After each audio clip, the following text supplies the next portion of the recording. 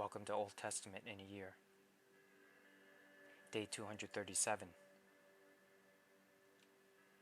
Job 41. Can you catch Leviathan with a hook, or put a noose around its jaw? Can you tie it with a rope through the nose, or pierce its jaw with a spike? Will it beg you for mercy, or implore you for pity? Will it agree to work for you, to be your slave for life? Can you make it a pet like a bird, or give it to your little girls to play with? Will merchants try to buy it to sell it in their shops? Will its hide be hurt by spears, or its head by a harpoon? If you lay a hand on it, you will certainly remember the battle that follows. You won't try that again. No, it is useless to try to capture it. The hunter who attempts it will be knocked down, and since no one dares to disturb it, who then can stand up to me? Who has given me anything that I need to pay back? Everything under heaven is mine. I want to emphasize Leviathan's limbs and its enormous strength and graceful form. Who can strip off its hide, and who can penetrate its double layer of armor? Who could pry open its jaws, for its teeth are terrible. The scales on its back are like rows of shields tightly sealed together. They are so close together that no air can get between them. Each scale sticks tight to the next. They interlock and cannot be penetrated. When it sneezes, it flashes light. Its eyes are like the red of dawn. Lightning leaps from its mouth. Flames of fire flash out. Smoke streams from its nostrils, like steam from a pot heated over burning rushes. Its breath would kindle coals, for flames shoot from its mouth. The tremendous strength in Leviathan's neck strikes terror wherever it goes. Its flesh is hard and firm, and cannot be penetrated. Its heart is hard as rock, hard as a millstone. When it rises, the mighty are afraid, gripped by terror. No sword can stop it, no spear, dart, or javelin. Iron is nothing but straw to that creature, and bronze is like rotten wood. Arrows cannot make it flee.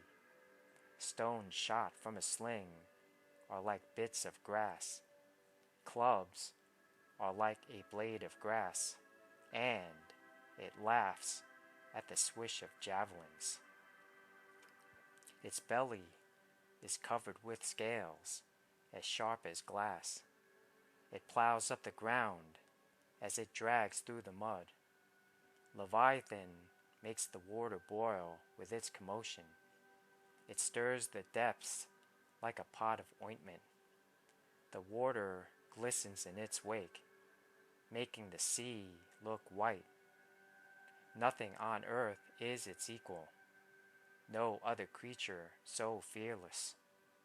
Of all the creatures, it is the proudest. It is the king of beasts.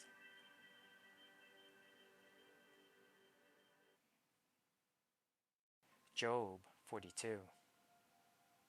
Then Job replied to the Lord, I know that you can do anything, and no one can stop you. You asked, who is this that questions my wisdom with such ignorance? It is I, and I was talking about things I knew nothing about, things far too wonderful for me. You said, listen, and I will speak. I have some questions for you, and you must answer them. I had only heard about you before, but now I have seen you with my own eyes. I take back everything I said, and I sit in dust and ashes to show my repentance. After the Lord had finished speaking to Job, he said to Eliphaz the Temanite, I am angry with you and your two friends, for you have not spoken accurately about me as my servant Job has. So take 7 bulls and 7 rams, and go to my servant Job, and offer a burnt offering for yourselves.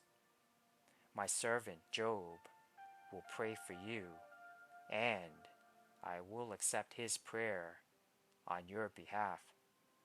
I will not treat you as you deserve, for you have not spoken accurately about me as my servant Job has. So Eliphaz the Temanite, Bildad the Shuhite, and Zophar the Naamathite did as the Lord commanded them, and the Lord accepted Job's prayer. When Job prayed for his friends, the Lord restored his fortunes. In fact, the Lord gave him twice as much as before. Then all his brothers, sisters, and former friends came and feasted with him in his home. And they counseled him and comforted him because of all the trials the Lord had brought against him. And each of them brought him a gift of money and a gold ring. So the Lord blessed Job in the second half of his life, even more than in the beginning. For now he had 14,000 sheep, 6,000 camels, 1,000 teams of oxen, and 1,000 female donkeys. He also gave Job 7 more sons and 3 more daughters.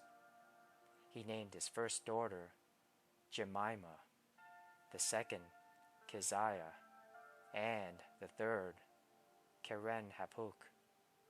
In all the land, no women were as lovely as the daughters of Job, and their father put them into his will along with their brothers. Job lived 140 years after that, living to see 4 generations of his children and grandchildren. Then he died, an old man who had lived a long, full life.